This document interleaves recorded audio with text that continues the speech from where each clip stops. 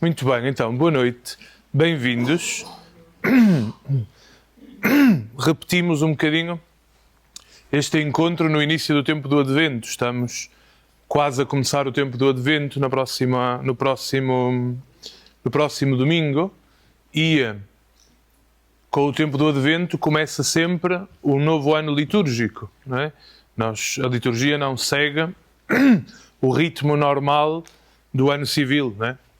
O ano litúrgico começa com o tempo do Natal, com a celebração do ciclo do Natal, que tem o seu tempo de preparação, nas 4 semanas do Advento, e depois o tempo de celebração das semanas seguintes ao Natal.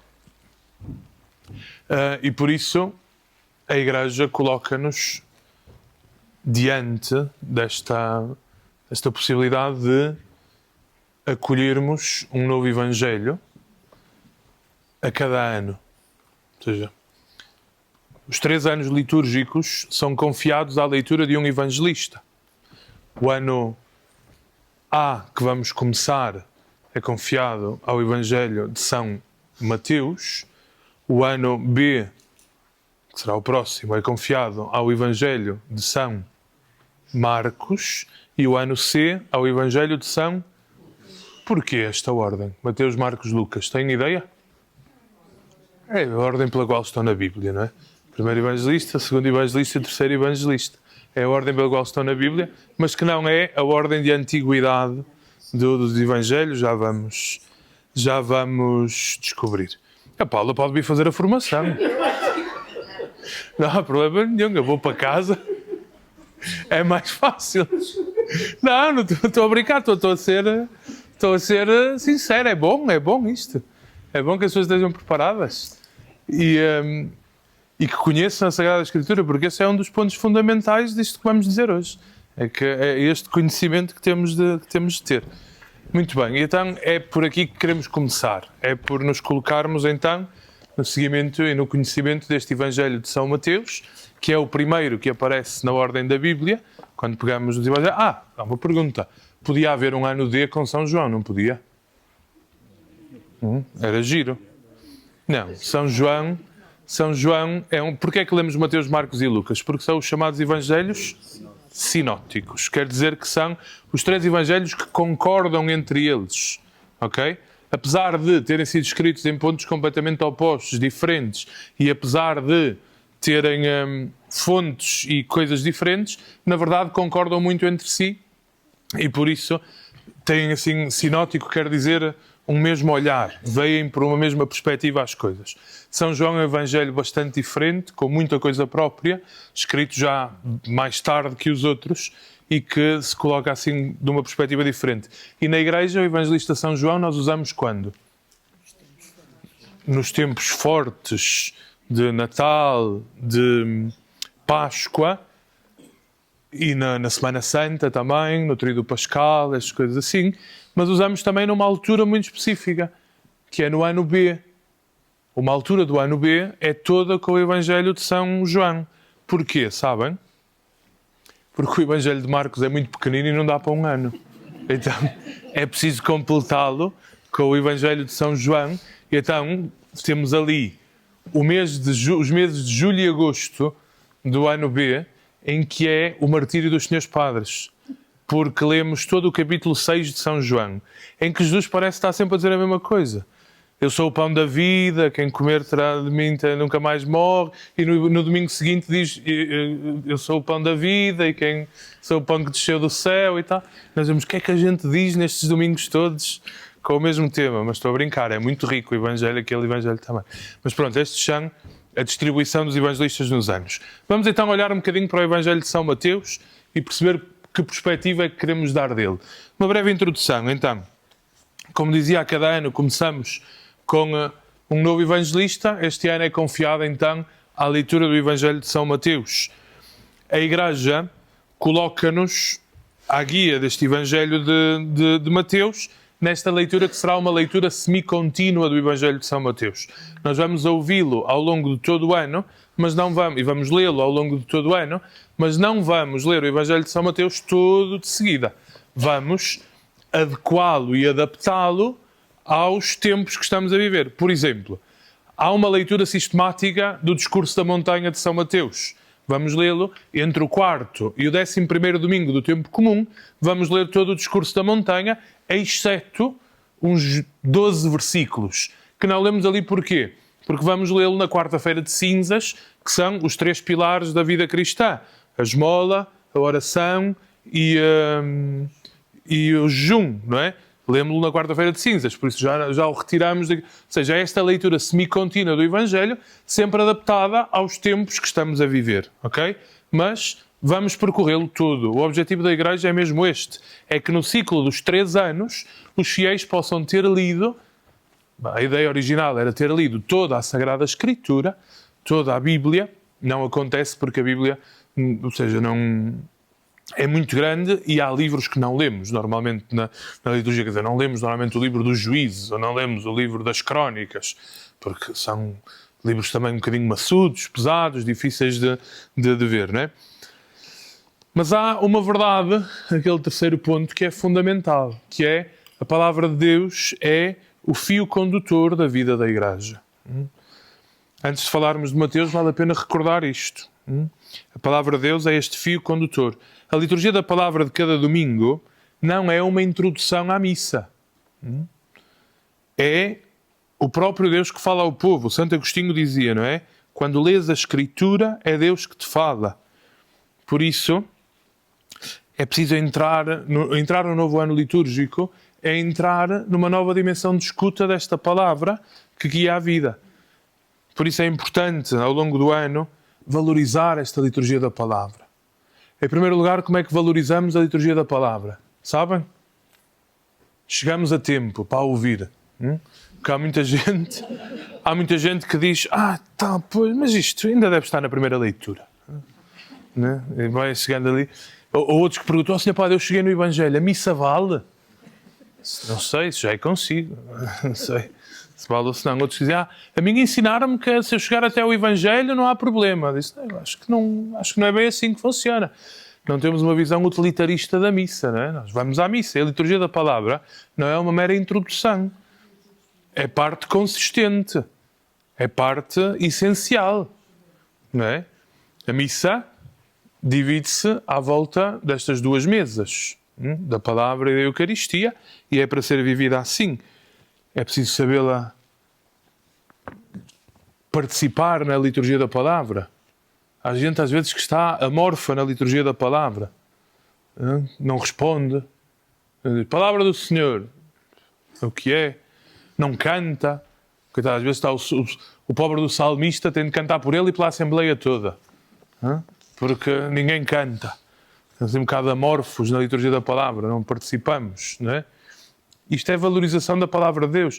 Ou pior, valorizamos tudo menos a liturgia da palavra. O salmo, isso não é preciso cantar. O salmo é feito para cantar. Não é preciso cantá-lo. E quando não se canta é porque mesmo assim seja muito difícil. É preciso valorizar a liturgia da palavra, participar nela ativamente. E é preciso escutá-la. Pois há aquelas pessoas que vivem a missa para si, que leva o seu livrinho e não me interessa nada do que é que o leitor está a ler. Eu cá leio o meu livrinho e acabou. Não estou a ver ali. É preciso escutar, que é o movimento essencial da liturgia da palavra. A não ser que eu seja muito surdo, aí, claro, o livro ajuda. Não há problema nenhum. Pode ser. Ou então, a não ser que eu não perceba nada do que o padre diz. E, às vezes os padres têm assim um sotaque do Porto. E é preciso levar para perceber as coisas. Pronto, tudo bem. Mas se não, é para ouvir, não é? Valorize-se a palavra de Deus e é aqui que se insere isto que nós estamos a fazer. Nesta valorização do Evangelho. Desta valorização da palavra de Deus. Nesta valorização da escuta da palavra de Deus. Para quando eu chegar à liturgia da palavra, eu possa compreender um bocadinho melhor porque é que Mateus está a dizer aquilo que está a dizer. E porque é que Jesus em Mateus fala assim e não como fala em Marcos, por exemplo. E veremos isso, espero eu, no próximo ano.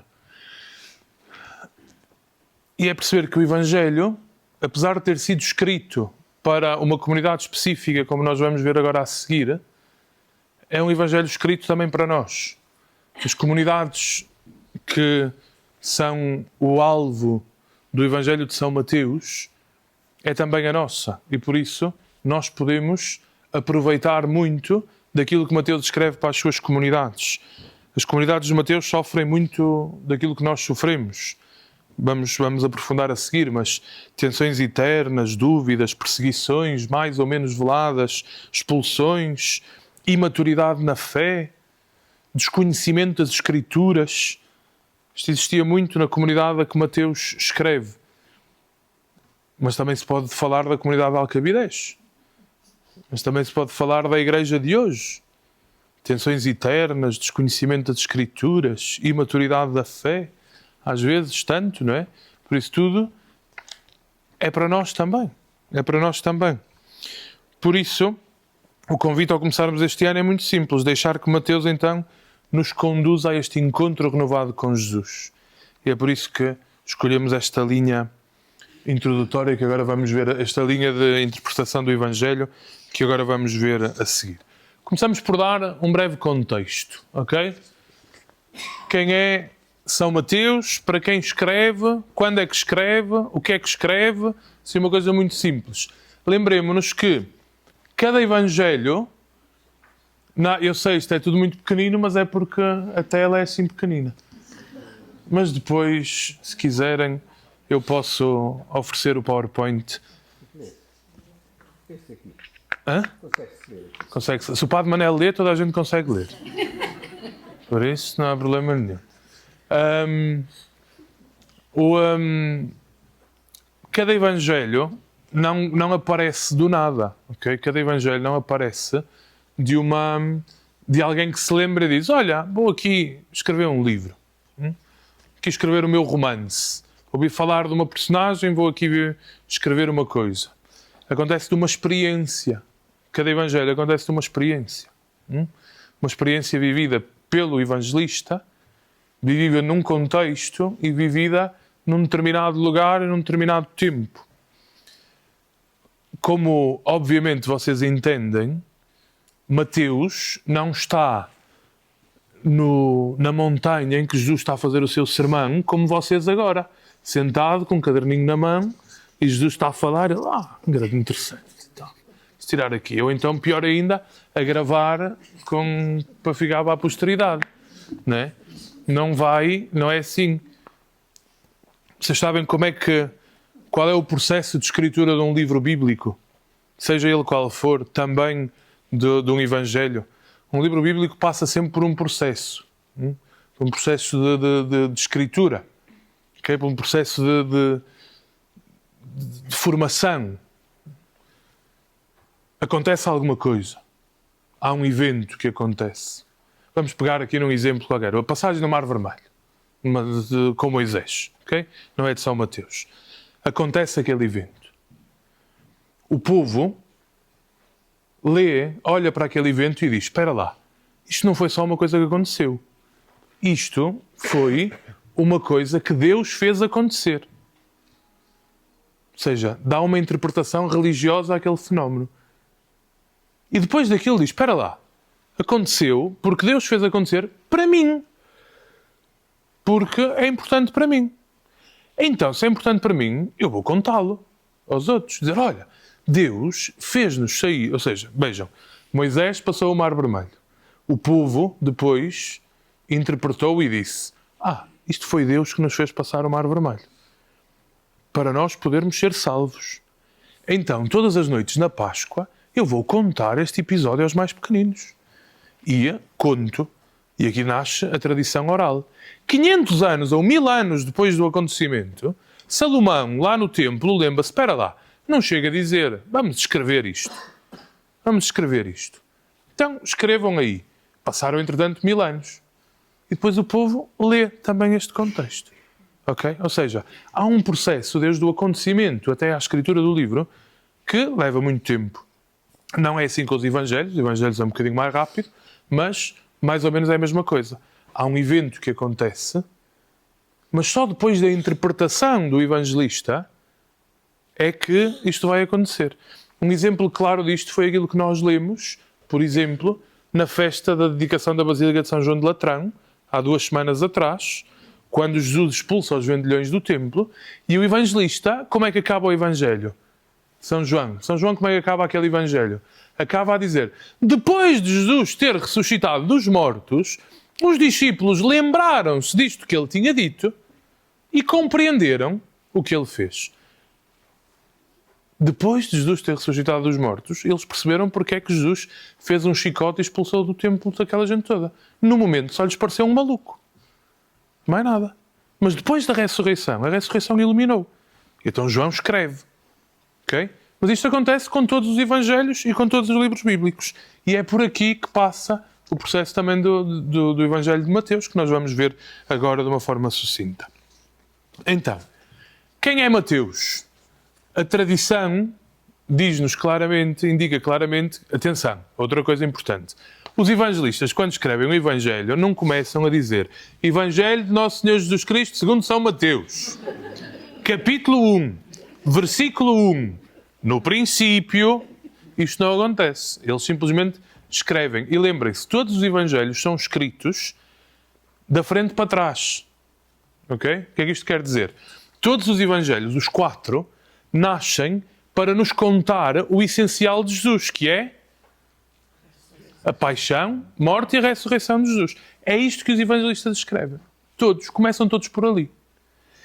Depois, dizer, não, espera lá, para se perceber melhor isto, podemos contar o que aconteceu antes. E então vão explicar ele ter nascido, ele ter começado a pregar, ele ter sido rejeitado, ele ter sido dito isto, porque é que o fez chegar até ali. E depois alguns ainda acrescentam os episódios depois da ressurreição. Ok? Mas o Evangelho é sempre escrito assim. Ok? Mateus. Quem é este Mateus? Toda a tradição, quando começou a pegar nos manuscritos deste Evangelho, o atribuiu a este Mateus. Quem é este Mateus? Mateus é este discípulo de Jesus, publicano, chamado por Jesus para se converter, para o seguir. Sendo ele ou não o autor exato, o que importa é que há aqui claramente esta referência a este evangelista, ok? Como o escritor deste evangelho, ao longo de toda a tradição do evangelho. Um indício disto é-nos dado pelo próprio Mateus, quando conta o seu chamamento. O chamamento de Mateus é contado em todos os 3 evangelistas. Mas vocês peguem nas vossas Bíblias, não sei se trouxeram, se vieram para uma formação bíblica sem Bíblia é mais complicado, mas se pegarem nas vossas Bíblias e forem à procura do nome de Mateus no Evangelho de Marcos, digam-me se o encontram. Ou o nome de mas está lá contado o chamamento de Mateus. Mas não aparece o nome de Mateus, nem em Marcos, nem em Lucas. Sabem como é que ele aparece chamado? Levi. Havia um homem chamado Levi sentado à banca dos impostos. Só há um que diz Mateus. Quem é? Ele mesmo. Ele diz, estava um homem chamado Mateus sentado na banca dos impostos. Ok? Levi é um nome hebreu. Mateus é um nome grego. É verdade que Mateus escreve em grego. Mas os outros discípulos, o que é que fazem? Aquilo que fazem muito bem, que é protegem-se uns aos outros. Na igreja continua a fazer o mesmo, que é, espera lá, eu não vou expor assim o Mateus, dizer-lhe que ele era um desgraçado pecador. Vou-lhe chamar pelo nome dele hebreu, é o Levi. Ok? O próprio Mateus é o único que assume, sou eu mesmo. Aliás, isto acontece, por exemplo, no Evangelho de Marcos também. Em todos os Evangelhos, Mateus e Lucas, e até mesmo João, Pedro é uma figura fantástica. É uma figura sempre pronto a lutar, sempre aguerrido, sempre não sei o quê. Só no Evangelho de Marcos é que é um desgraçado. Jesus vira-se para ele e diz, vai-te embora, Satanás. Tu não percebes nada do que eu estou a dizer. Porquê? Porque o Evangelho de Marcos é o Evangelho de Pedro. E Pedro não tem vergonha nenhuma em falar de si. Mas os outros protegem-se. Como se faz sempre na igreja. Às vezes bem, outras vezes não. Mas Mateus não, assume o seu nome. Diga. Não. O Evangelho de Pedro é escrito por Marcos. ok? Marcos era discípulo de São Pedro, não de Jesus. E por isso, o Evangelho que Marcos conta é o que houve contar a Pedro. Ok? Mas isso Marcos é no próximo ano. Estou a brincar. Mas é mesmo assim. Marcos é que escreve o Evangelho ouvido da boca de Pedro. Ok? Por isso, porquê é que Mateus? Não há uma teoria que define porque é que ele muda este nome e porque é que ele se assina assim e porque que mais. Mas há 3 teorias bonitas. Eu, para este texto, estou a seguir 2 livros que eu gosto imenso do Evangelho de Mateus. Um é este que eu, por acaso, tenho aqui, do Zumstein, Mateus o Teólogo. Está bem? Eu, por acaso, tenho aqui. Outro é um que eu gosto imenso, mas que eu emprestei e que ainda não me foi devolvido. Também só tenho o livro para aí há 2 anos, por isso não é que seja demasiado.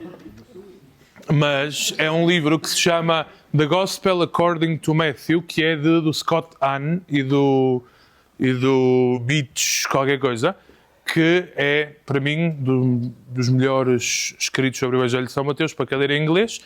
Quem não gostar de ler em inglês, há em português, mas é do Brasil, é da Eclésia, chama-se o Evangelho segundo São Mateus, do Scott Hahn.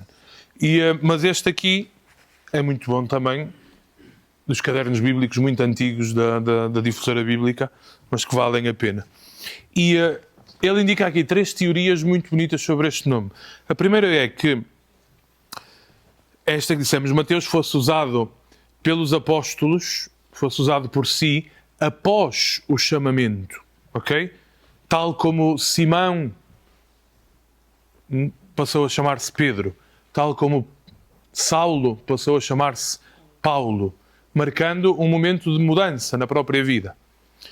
Outra teoria fala de que Mateus não tem nenhuma vergonha de assumir o seu passado. E então, por isso, o evangelista faz questão de sublinhar que aquele que está a escrever é o pecador convertido, não é outro, é mesmo ele.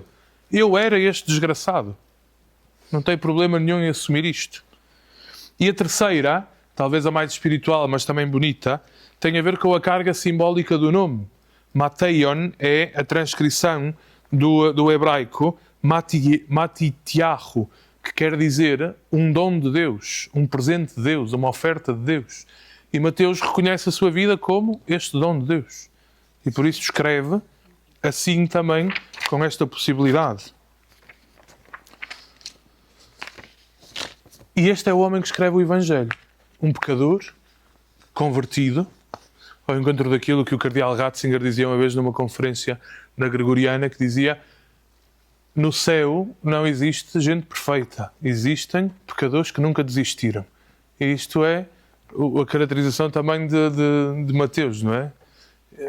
É este homem que escreve. Por isso é que nós vamos ver no Evangelho de Mateus também uma atenção muito grande ao cuidado com os outros, porque foi aquilo que ele experimentou de Jesus.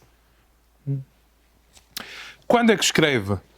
Então, todos os estudiosos também são claros em dizer que o Evangelho de Mateus é escrito depois da destruição do Templo de Jerusalém, que acontece no ano 70 depois de Cristo, quando as tropas do general Tito, que não é o da Croácia, é outro, invadem Jerusalém, arrasam a cidade naquelas que é a guerra judaico-romana, que é entre o ano 70 e o ano 72, em que Jerusalém é arrasada. O Evangelho é escrito depois porque no próprio Evangelho se descreve claramente a destruição de Jerusalém, não é? Como há ali uma série de acontecimentos que se vai acontecendo, a seguir já vos mostro uma linha temporal, converge-se ali que o Evangelho terá ficado concluído entre o ano 80 e o ano 90 depois de Cristo. Cristo morreu no ano... Sabemos que Jesus Cristo nasceu no ano 6 depois de Cristo, né? Segundo as datações novas. Cristo nasceu mais ou menos no ano 6 depois de Cristo. E depois disto morre naquilo que nós dizemos normalmente o ano 33, mas que na verdade, segundo as novas datações, deve ser ali pelo ano 40 mais ou menos. Depois ressuscita, não é? E depois de 40 anos, mais ou menos, aparece este Evangelho, segundo os manuscritos, praticamente completo. Ok? Esta datação é dada por muitos dados. Olha, primeiro, existe uma clara dependência do Evangelho de Mateus do Evangelho de Marcos. Vamos dizer isto de uma forma muito clara. Durante muito tempo, porque é que o Evangelho de Mateus aparece em primeiro lugar na Bíblia? Aparece em primeiro lugar na Bíblia porque se achava que este era o Evangelho mais antigo. Porquê? Porque é o mais longo, o mais comprido, o mais completo. E durante muitos anos se pensou que o Evangelho de Marcos fosse, no fundo, um resumo do Evangelho de Mateus. Ok? No entanto, depois percebe-se exatamente o oposto, que é Marcos é o mais antigo e Mateus o que faz é ampliar. Conhece o Evangelho de Marcos, apesar de o escrever em sítios diferentes e em épocas diferentes, conhece já o Evangelho de Marcos. O Evangelho de Marcos é escrito ali por volta do ano 50, ok? Conhece já o Evangelho de Marcos e há muita presença do Evangelho de Marcos no Evangelho de Mateus, muito mais ainda no Evangelho de Lucas, que acabamos de ler este ano. Cerca de 90% do material de Marcos está no Evangelho de Mateus. 90% do Evangelho de Marcos está no Evangelho de Mateus. O que diz muito também, não é? Ora, Marcos anda ali no ano 50, 60 depois de Cristo, por isso Mateus é posterior a isto. A destruição do Templo de Jerusalém, como tínhamos dito, já tinha acontecido. O capítulo 24 de Mateus é claramente uma descrição da destruição do Templo de Jerusalém. Existe uma comunidade cristã já estruturada, já enraizada. O Evangelho mostra uma comunidade com responsáveis, os escribas instruídos no reino de que fala Marcos. Com tensões internas, como fala o capítulo 18, depois isto tudo são referências que vocês podem ir ver, com regras muito claras, ou seja, há regras no Evangelho de Marcos que são regras da comunidade. Por exemplo, Jesus ensina como é que eles têm de se reconciliar. Aquilo é uma reconciliação jurídica, ou seja, é uma norma comunitária que, para dar autoridade, Mateus coloca no seu Evangelho dizer: foi Jesus que nos ensinou a fazer assim. Quando tiveres alguma coisa contra o teu irmão, vai ter com ele e esclarece. Se por acaso não der, chama 2 testemunhas. Se não der, leva-o à comunidade. E se não der, considera-o como excluído. É uma norma litúrgica, é uma regra jurídica, praticamente, que está no Evangelho, dita por Jesus. Existe um debate muito intenso com o judaísmo, exatamente por causa disto. A tradição mais forte aponta que o Evangelho foi escrito, então, em Antioquia da Síria. Porquê? Porque é ali que se reagrupa a comunidade dos judeus. Uma leitura cronológica, uma linha temporal. Então, só para perceber um bocadinho isto. No ano 33, temos o batismo de Jesus. No ano 36, depois, a ressurreição. Isto já com as novas datações, está bem? Vocês não liguem as coisas. No ano 70, a invasão e a destruição do Templo de Jerusalém. No ano 72, há um episódio que é descrito pelo Evangelho de Marcos também, de uma certa forma, que é a expulsão dos cristãos das sinagogas. Os cristãos são proibidos de entrar em sinagogas. Com esta expulsão, os cristãos que são expulsos reagrupam-se nos arredores de Jerusalém e vão para Antioquia da Síria. E ali começam a nascer comunidades de judeus convertidos. Okay? No ano 86, começam a aparecer os primeiros escritos do Evangelho de Mateus. No ano 90, converte-se para esta conclusão, porque entre o ano 95 e o ano 100, já há manuscritos de São Mateus em Antioquia, em Roma, em Corinto e na Galácia. Por isso, difundiu-se rapidamente também este Evangelho. Okay? Por isso, é um Evangelho que começa muito cedo a ser usado. Ora, que comunidade é esta? Que comunidade é esta de Mateus? Para quem é que escreve Mateus? Antes de mais, são cristãos vindos do judaísmo. Como é que sabemos isto? Pela necessidade imensa que Mateus tem de estar sempre a citar o Antigo Testamento. Há uma preocupação imensa de Mateus, que é dizer: atenção, Jesus vem cumprir o Antigo Testamento. Jesus vem realizar todas as promessas. Logo desde o início. Aliás, no início, Mateus diz claramente: tudo isto aconteceu, e tudo isto não é o que aconteceu até ali, é todo o Evangelho, tudo isto aconteceu para se cumprirem as Escrituras, em que está escrito: a Virgem conceberá e dará à luz um filho. Tudo isto aconteceu para se cumprirem as Escrituras. ok? E esta necessidade demonstra isto mesmo, que é, temos uma comunidade que vem do judaísmo e que conhece muito bem as Escrituras, e então falamos aqui abertamente sobre isto. É uma comunidade em conflito com as sinagogas, como dizíamos. Foram expulsos depois da destruição do templo. Já se culpa isto aqui, os cristãos sempre tiveram esta fama, não é? Os cristãos foram culpados pela destruição pela invasão de Jerusalém e a destruição do templo, assim como anos mais tarde foram culpados pelo incêndio da cidade de Roma, como foram culpados e como hoje são culpados por serem os desgraçados que andam a dizer a verdade. Por isso, é assim que funciona a coisa. Mas já era assim no tempo de Mateus, está bem? E por isso escreve também para estas. Os cristãos eram então expulsos, acusados de blasfémia, pressionados a renegar Jesus, e a comunidade de Mateus vive esta ruptura, não é? E por último, é uma comunidade missionária, mas uma comunidade cheia de medo, ok? É o Evangelho em que Jesus mais diz: não tenhas medo, não tenham medo. É o Evangelho em que mais se repete esta expressão. Não temas. Não tenhais medo. Por exemplo, é o único Evangelho onde Jesus, quando está a andar em cima das águas, diz aos discípulos: não tenhais medo, sou eu. Por exemplo, nos outros não. Ok? Tudo isto é algo bastante, é algo importante para perceber isto mesmo. E, sobretudo, é um Evangelho em que Marcos sente a necessidade de repetir muitas vezes, em que Mateus sente a necessidade, em que Mateus sente a necessidade de repetir muitas vezes que Jesus está connosco, que Jesus é o Emmanuel, o Deus connosco. E isto é, então, a linha-chave de todo o Evangelho de Mateus. É realmente o Evangelho do Emmanuel.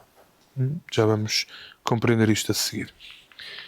Vimos isto. Que estrutura é que tem o Evangelho? Como é que está dividido? Está dividido. Há muitas estruturas. Mais uma vez, sigo a do Zomstein, mas há muitas outras que são ditas, que são apresentadas, mas aqui uma estrutura em 5, 6 divisões, 5, 6 partes. Vamos ver. Existe uma primeira parte, que é o Evangelho da infância, primeiro capítulo e segundo. Mateus começa o seu Evangelho como? O que é a primeira coisa que Mateus conta? A genealogia de Jesus Cristo. A genealogia que começa de quem? Está aqui uma prova de que Mateus escreve para os judeus. Se vocês forem ver a genealogia de Jesus Cristo no Evangelho de Lucas, começa de Adão. Adão gerou Caim, Caim gerou Abel. A genealogia de Mateus começa de Abraão. Quer meter Jesus no povo de Deus. Ok? Não lhe interessa ir até ao Adão. Quer pô-lo dentro do povo de Deus. Ok? Começa com a genealogia. O Evangelho da infância, capítulo 1 e 2. A revelação do Emmanuel. Uma segunda parte é o início da missão de Jesus, no capítulo 3 e 4, que tem um bocadinho o batismo, as tentações, o início da pregação, o convite à conversão, 2 capítulos em que Jesus começa a aparecer com uma figura também que emerge, que é a figura de João Batista, né? O Batista. Depois, uma terceira parte são os 5 grandes discursos de Jesus. Outra prova de que Mateus escreve para uma comunidade de judeus. Jesus, no Evangelho de Mateus, faz 5 grandes discursos. Ok? Nós vamos já ver a seguir. 5 grandes discursos. Porquê 5 grandes discursos? Porque há aqui uma nova lei. A Torá, a lei de Israel, era composta por 5 livros.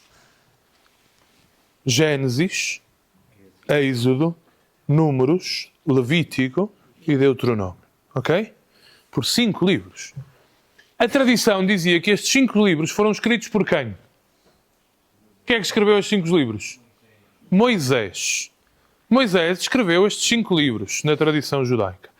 Ora, Jesus faz 5 novos discursos, 5 grandes discursos, para substituir cada um destes livros e dizer, há uma nova lei que aparece aqui agora, porque eu sou o novo Moisés. E quem liberta o povo sou eu. Ok? Então faz estes 5 grandes discursos que nós vamos ver aí a seguir quais são. Ok?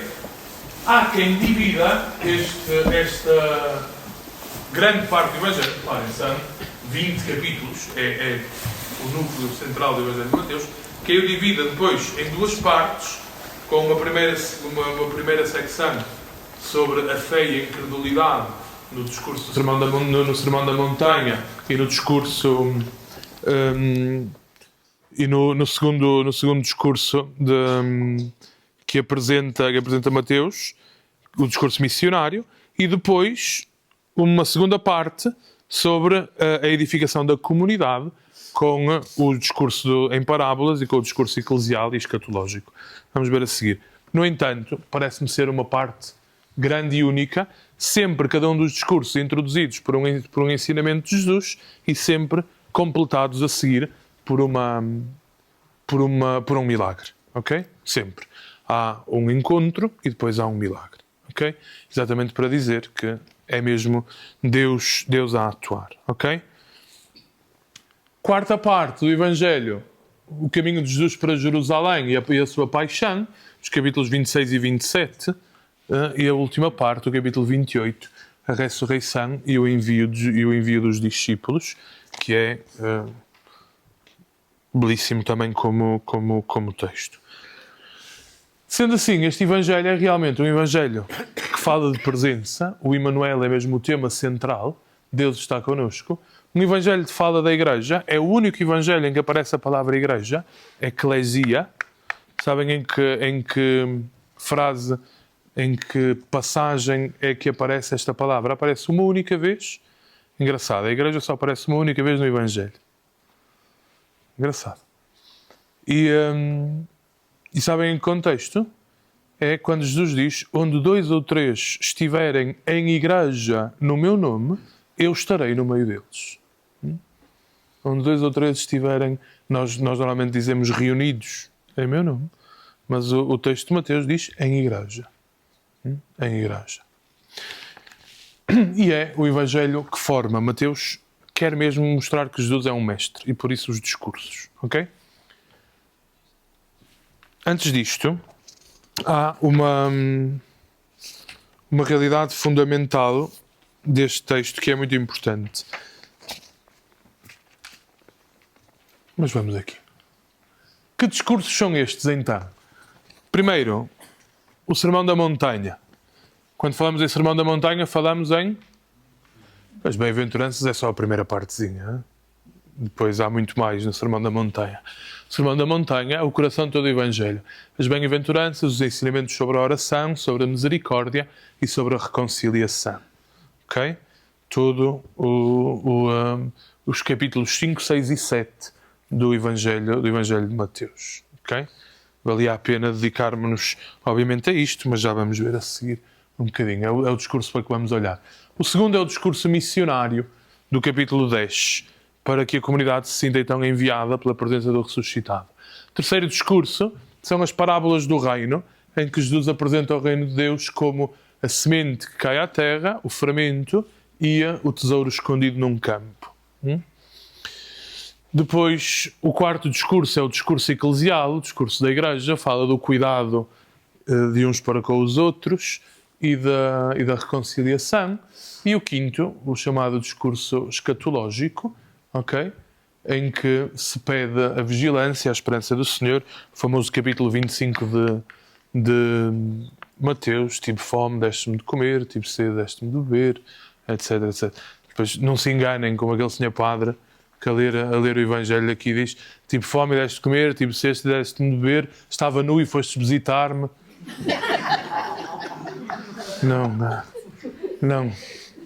Não é assim, está bem?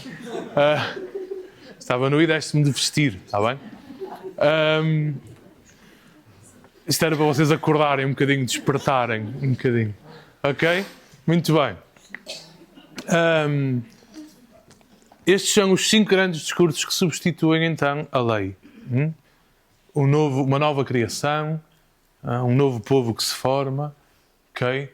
Um novo povo enviado, o livro do Êxodo, um novo povo que se estrutura, Levítico, um novo povo que é ensinado, que se forma, Números, que é ensinado, Levítico, e um povo que caminha para o definitivo, o Deuteronômio. Então aqui os 5 livros da Torá, na nova Torá de Jesus. Okay? O ponto principal, o coração teológico deste Evangelho é mesmo esta atenção ao Deus conosco.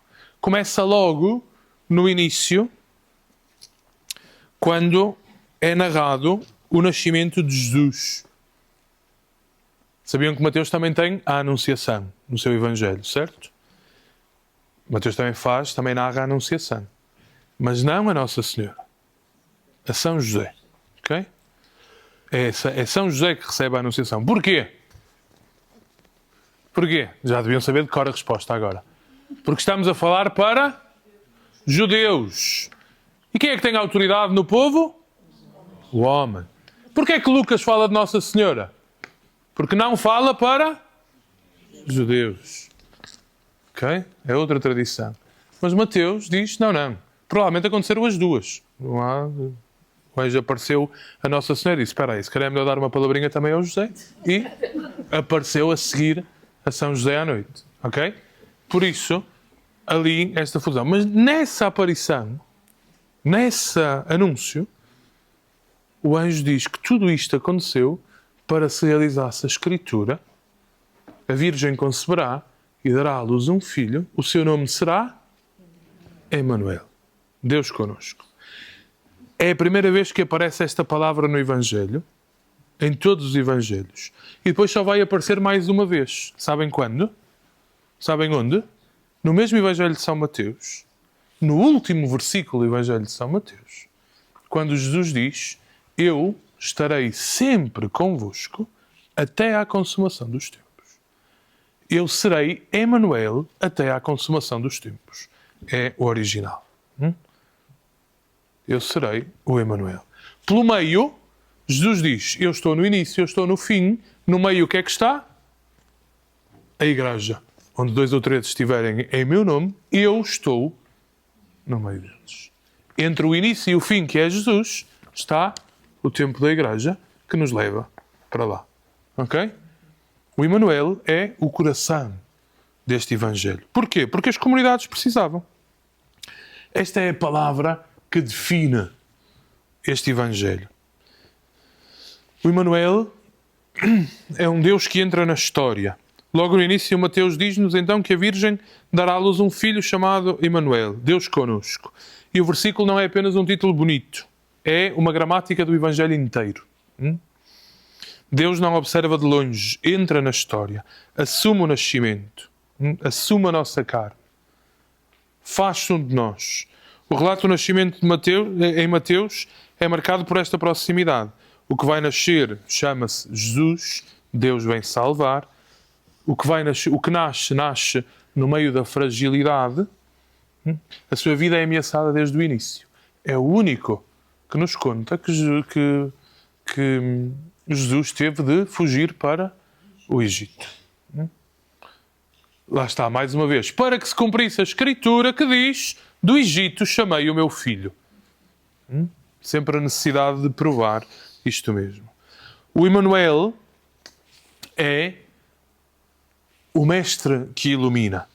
O Sermão da Montanha, por exemplo, mas todos os outros, são a manifestação luminosa do Emanuel. Nas bem-aventuranças, Jesus revela onde está e quem abençoa. Os pobres, os mansos, os perseguidos. No chamamento à reconciliação, do final do capítulo 5, Jesus mostra que está connosco no caminho da paz. Na oração do Pai Nosso, ensina-nos a reconhecer a sua presença num coração de filho.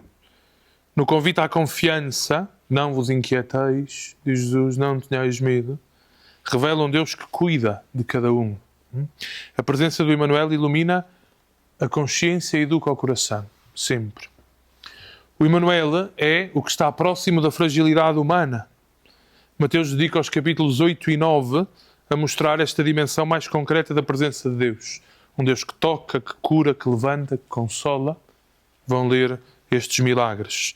Ele tomou sobre si as nossas enfermidades, carregou as nossas doenças. Cita Mateus, Isaías. Esta citação de Isaías reaparece para explicar exatamente a missão de Jesus. Deus está connosco, sobretudo na dor, sobretudo onde muitas vezes nós achamos que Ele está ausente. Ele é o Emmanuel. Vemos isso no leproso que Ele toca, Mateus 8, 2, 3, no servo do centurião estrangeiro que tem a fé elogiada, na sogra de Pedro. Vocês sabem porque é que Pedro traiu Jesus, sim? Foi a vingança dele ter curado a sogra. A sogra de Pedro, que se levanta e é curada. Nos possessos, no processo, é Mateus que nos conta o episódio dos porcos que se atiram pelo desfiladeiro abaixo, não é? E perguntavam uma vez um jovem: para que multiplicar os pães se perdemos as bifanas? Mas os porcos caem ao rio quando vão do desfiladeiro. Mas tudo isto, todos estes episódios, para mostrar que o Emmanuel não é uma ideia espiritual, não é um conceito bonito. É Deus que se aproxima da vida ferida. A presença em Mateus tem corpo, tem gesto, tem proximidade, tem toque, e é a do Emmanuel. A presença no meio da comunidade convida a viver a fraternidade. Mateus é o evangelista mais atento à vida da comunidade. Não é? A presença do Emmanuel manifesta-se realmente no meio dos irmãos, e a frase-chave é mesmo essa. Onde estão 2 ou 3 em igreja, em meu nome, eu estarei no meio deles. Aqui Jesus promete uma presença eclesial. Vive no espaço da reconciliação, do perdão, do diálogo, da caridade.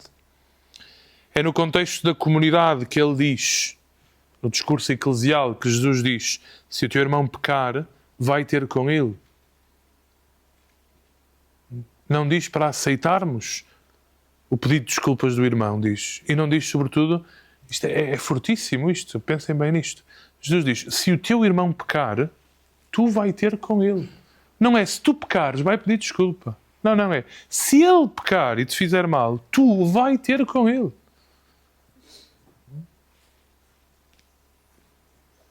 E manda perdoar, o único sítio em que Jesus manda perdoar, não até 7, mas até 70 vezes 7, não é? Até à eternidade.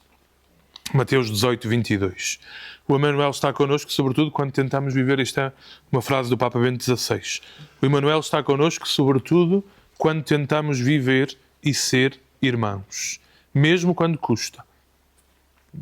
Para Mateus, a Igreja é então o lugar onde Cristo permanece presente, conosco. Ele que encarna, que permanece na Igreja e que nos chama ao definitivo. E por último, a presença do ressuscitado. Frase-chave. Podem decorar este versículo e ficar com ele para a vida toda. Que é Mateus 28, 20. Ide, batizai todos os povos, ensinando-os a cumprir tudo quanto vos mandei. E eis que eu estou convosco todos os dias até à consumação dos tempos. Ide, batizai, ensinai o que eu mandei, não é aquilo que vos apetece. Isto é importante. Ensinai o que eu mandei. E eu estou convosco todos os dias, eu sou o Emmanuel, todos os dias, até à consumação dos tempos. Até que os tempos acabem. Até à eternidade completa. Ok? Terminando. Uma síntese assim muito rápida dos discursos, só para percebermos este centro da mensagem de Jesus, então. No discurso da montanha, o Senhor dá-nos um estilo de vida, é o coração da vida cristã. Jesus mostra-nos quem é verdadeiramente feliz, ok, diante de Deus, como viver com um coração semelhante ao seu e convida-nos a uma fé adulta, feita de coerência, de misericórdia e de fé plena. No discurso missionário, Jesus envia-nos com coragem e com humildade. Recorda-nos que o seu Evangelho não é para guardar, é para anunciar. E chama-nos a uma missão, mais uma vez, com coragem e com entrega. No discurso em parábolas, Jesus ensina-nos a ler a vida com paciência e com esperança. Isto é tão importante para aquela comunidade que escuta o Evangelho de Mateus. É preciso perseverar, esperar. A semente cai, demora a crescer. No meio da semente aparece a zizânia. O reino cresce de forma discreta, mas muito real. Somos chamados a colaborar com este crescimento. No discurso da Igreja, Jesus mostra o que significa mesmo ser uma comunidade onde se perdoa, onde se recomeça, onde se trata o irmão com ternura, com verdade, e promete a sua presença na comunidade reconciliada. Onde 2 ou 3 estiverem, eu estou. No discurso escatológico, Jesus chama-nos a viver com esperança e com responsabilidade. O futuro pertence a Deus, mas a nós cabe-nos vigiar, ser fiéis, fazer frutificar tudo. E identifica-se connosco.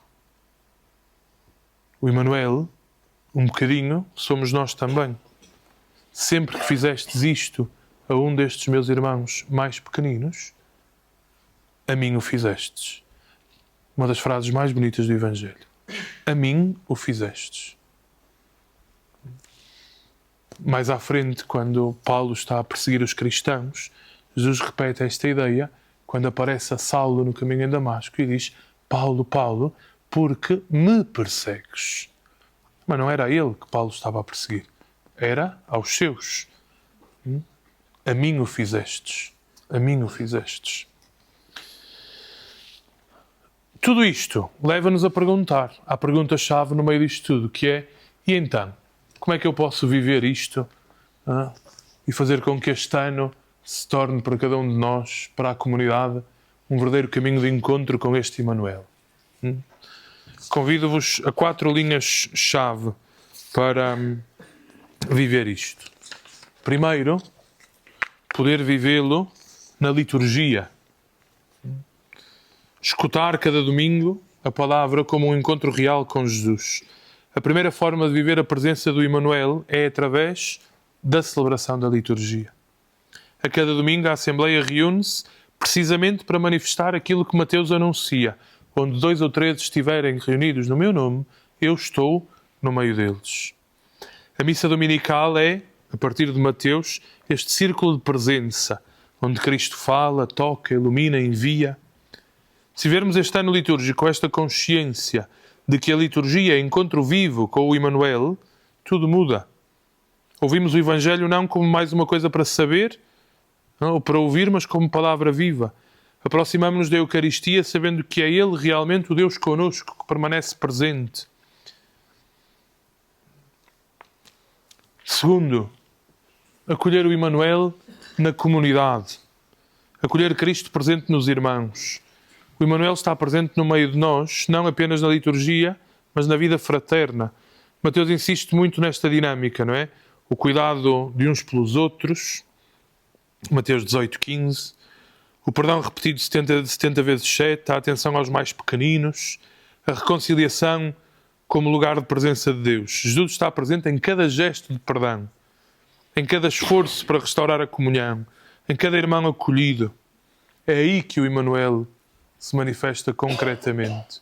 É aí que tocamos o corpo de Jesus perpétuo e continuado. Terceiro, viver o encontro com o Emmanuel na missão. Caminhar com coragem porque Ele está connosco. Ide, eu estarei convosco todos os dias. A missão nasce desta certeza. Eu não vou porque quero, eu vou porque me mandam. E quem me manda vai à minha frente.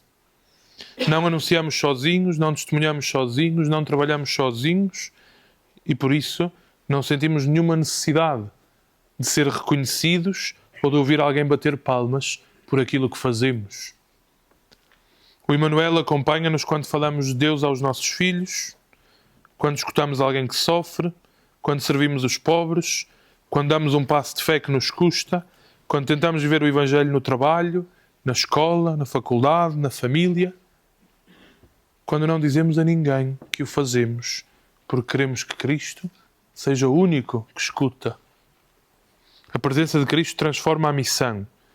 Não é uma tarefa pesada, é um caminho de encontro, feito com alguém que vai à nossa frente, o Emmanuel. E por último, na vida pessoal, na minha oração, na minha relação com Jesus, aprender a cultivar este olhar do Emmanuel, a ver Deus presente. No Sermão da Montanha, Jesus diz que a lâmpada do corpo é o quê? No Sermão da Montanha, Jesus diz que a lâmpada do corpo é o olhar. O Emmanuel ensina-nos a olhar como Ele, a ver o pobre com compaixão, a ver o pecador com misericórdia, a ver o próximo como um tesouro e não como uma ameaça, a ver a vida como um dom e não como um peso. Cultivar o olhar do Emmanuel é aprender a discernir a presença de Deus nas pequenas coisas, num gesto de bondade, num perdão recebido, numa dificuldade atravessada com fé, no silêncio da oração, na palavra meditada, na coragem de recomeçar. Viver o ano litúrgico é permitir que este olhar do Emmanuel se torne pouco a pouco o nosso olhar sobre a vida. Em síntese, viver o Evangelho do Emmanuel significa encontrá-lo na liturgia, reconhecê-lo nos irmãos, confiar nele na missão, imitar o seu olhar na vida de todos os dias. Concluo, antes disto, dizendo... depois disto. Não, antes. Dizendo assim, o que Mateus nos oferece... Desculpa lá, está aqui. Falta aqui um slide. Desculpem, falta aqui um slide de conclusão. Não sei o que lhe aconteceu. Mas a seguir já vemos. O que Mateus nos convida, o que Mateus nos oferece é um caminho espiritual para viver com Cristo e para aprender a reconhecê-lo presente no coração da nossa história e da nossa comunidade e da nossa missão. Podemos resumi-lo assim, de uma forma síntese. Era isto que estava escrito no slide. No início, Jesus é anunciado como o Emmanuel, o Deus que entra na nossa história humana e que assume a nossa fragilidade e se faz próximo. No caminho, ele manifesta essa presença, ensinando a viver no Sermão da Montanha, curando e consolando, formando uma comunidade onde vale a reconciliação, o perdão e o amor. E no fim, o ressuscitado envia-nos e promete: eu estarei sempre convosco todos os dias, até ao fim dos tempos. E entre estas duas afirmações, o Emmanuel que nasce e o Emmanuel que permanece, decorre toda a vida cristã. A existência do discípulo é aprender a viver a partir desta certeza. Deus habita a história do mundo, a minha história. Não apenas quando tudo corre bem, mas quando há cansaço, quando há dúvidas, quando há tensões, quando há desafios. A fé cristã nasce exatamente aqui, na confiança que o Senhor habita a minha história, que vai à frente e que está lá antes de eu chegar. Que este ano seja então para cada um de nós, para toda a nossa comunidade, este tempo de reconhecer a sua presença na liturgia, de saborear a sua presença no amor fraterno, de confiar na sua presença na missão e de procurar a sua presença na vida de todos os dias. É aí que o Emmanuel se mostra. É aí, na vida de todos os dias, na vida daquela comunidade de Mateus e na nossa. Para aprofundar, deixo-vos algumas sugestões para ler coisas muito breves. Este livrinho é muito bom, do António Couto, com uma introdução ao Evangelho de São Mateus. Simples, com um comentário muito simples, mas bonito. Vale a pena. Chama-se mesmo Introdução ao Evangelho segundo Mateus, do António Couto. É um grande biblista, bispo de Lamego. Este aqui também, e este. São 2 cadernos bíblicos, muito velhinhos. Isto custa 3 euros. Podem mandar vir da net. Custa 3 euros, uma coisa pequeníssima. Mas são leituras muito interessantes do Evangelho de Mateus e muito aprofundadas, está bem? Também tem de Marcos, de Lucas e de João. São os cadernos bíblicos. São coisas muito antigas da difusora bíblica, que já foram feitas há muito tempo. Talvez não tenham alguma algumas das descobertas mais recentes sobre o Evangelho, mas têm o essencial. Ainda vos pus ali o livro, não pus. Este não é a versão final do meu PowerPoint. Tenho a certeza absoluta que ele não fez a atualização. Porque aquilo estava guardado na cloud, ele não fez a atualização porque não está ligado à net. Vou tentar ainda ver se consigo fazer para vos mostrar.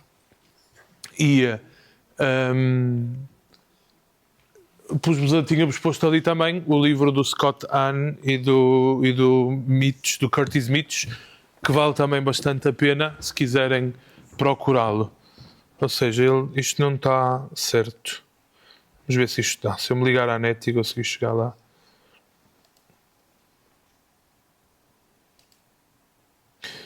Ok, boa. Vou tentar fechar e atualizar isto. Vamos ver se dá. Se eu conseguir chegar ali à coisa. A ver se já aparece o novo. Não, é o mesmo.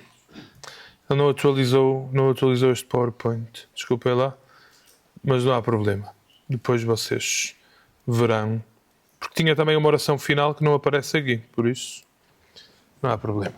Mas pronto, para ver, há um filme muito antigo que todos vocês já viram de certeza, o Evangelho segundo São Mateus, que é muito interessante, porque narra o Evangelho a partir desta perspectiva de Mateus, do Pasolini, é um italiano, um realizador italiano. Vocês têm o Jesus de Nazaré do Zé Firelli, que é o mais conhecido, mas essa é uma narração a partir do Evangelho de Lucas.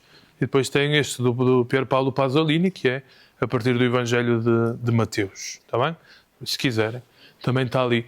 E se quiserem escutar a cantata de Bach para o 15º domingo depois da Santíssima Trindade, que é inspirada no Sermão da Montanha e que canta o Sermão da Montanha, sobretudo para quem for muito hábil no alemão, é delicioso. Eu o alemão não o percebo, mas a beleza da música acho que a percebemos todos. Esta Opus 99 de Bach vale muito a pena também para entrar um bocadinho nisto, se quiserem dizer. Muito bem. Alguma pergunta? Alguma questão? Eu queria acabar às 10h30, são 10h21. Por isso, alguma pergunta? Diz. Como é que te chama? Duarte, diz-me. A Luís há bocado disse que os 5 discursos tinham a ver com a resposta aos 5 livros do Pentateuco. E era perguntar se é um específico para cada livro ou se é uma coisa mais geral. Não ouviste tudo o que eu disse. Então, o discurso da montanha quer ligar-se ao livro do Gênesis, sendo a fundação de uma... Se tínhamos no início a criação do homem, temos aqui a criação de um novo povo de Deus à volta do discurso da montanha, ok? E da forma como ele se forma. O discurso missionário quer ser o novo êxodo, não numa saída ao encontro da terra prometida, mas da saída de Deus ao encontro dos irmãos e ao encontro daqueles que têm de ouvir a palavra. O discurso das parábolas quer ser os números, o livro dos números, porque o livro dos números é aquilo que nos conta como é que o povo de Deus começa a formar-se como povo ali, assim, de uma forma muito prática, a condensar-se como comunidade, e por isso o crescimento do povo, ok? O discurso eclesial é o Levítico. No Levítico o que é que nós temos? No Levítico nós temos como é que o povo se organiza para o culto. Como é que tem de ser o templo, como é que tem de ser a arca, como é que tem de ser a oração, como é que tem de ser os mandamentos, como é que tem de ser as leituras. E por isso o discurso eclesial, em que se estrutura também como é que tem de ser o viver da Igreja. E por último o discurso escatológico é o livro do Deuteronômio. O livro do Deuteronômio é o livro mais sapiencial dos 5 livros da Torá.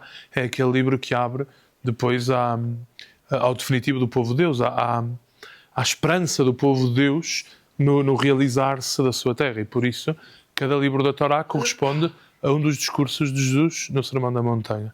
É claro que vocês dizem, estão a forçar Jesus a dizer aquilo que vocês querem. Os estudiosos fizeram esta ligação e, na verdade, é bela e, na verdade, corresponde. Se aproximarmos, esta é uma ligação que o Scott Hahn e o Mitch fazem muito bem. Ok? Por exemplo. Mais alguma dúvida? Alguma pergunta? Muito bem. No final, podem levar, tem aqui um folheto com um bocadinho uma síntese daquilo que fomos dizendo e dentro um pequeno marcador com na parte da frente. Vocês escolham qual é a parte da frente que querem. Nesta parte tem a conclusão do Evangelho de Mateus, para que nos recordemos que Jesus vai à nossa frente até à consumação dos tempos, e atrás diz, onde 2 ou 3 estão reunidos em meu nome, eu estarei no meio deles, para nos recordarmos que é este o Emmanuel que nos faz também ser comunidade, está bem? A Ana vai estar ali, vai distribuir a todos isto aqui. Terminamos com uma oração que escrevi e que devia aparecer ali no slide, mas não apareceu o slide. Senhor Jesus, Emmanuel, Deus conosco, neste novo ano litúrgico, queremos acolher-te como presença viva no meio de nós. Tu que nasceste na fragilidade e caminhaste conosco pelos caminhos da vida, abre o nosso coração para te reconhecermos na palavra e na tua Igreja. Fica conosco quando o caminho for difícil, sustenta-nos quando a fé vacilar, cura as nossas feridas e ilumina as nossas escolhas. Dá-nos um olhar capaz de ver a tua presença nas pequenas coisas, nos rostos que encontramos, nos gestos de perdão e de ternura, nas alegrias e nas provações. Envia-nos com coragem ao encontro dos irmãos. Faz de nós discípulos que anunciam o Evangelho com a vida. Discípulos que levam a tua presença onde ela parece ausente. Discípulos que sabem que nunca caminham sozinhos. Tu és o Emmanuel, o Deus sempre conosco, hoje e todos os dias até ao fim dos tempos, pelos séculos dos séculos. Amém. Obrigado. Espero que tenha ajudado e que no próximo domingo já possam ler um bocadinho melhor o Evangelho de Mateus. Está bem? Boa. Alguma coisa? Estou à disposição. Quem quiser o PowerPoint ou as coisas é só pedir. Está bem? A gente envia. Está bem? Não há problema nenhum. Boa. Já só pensou sempre. Só quando eu vi o ar, reparei que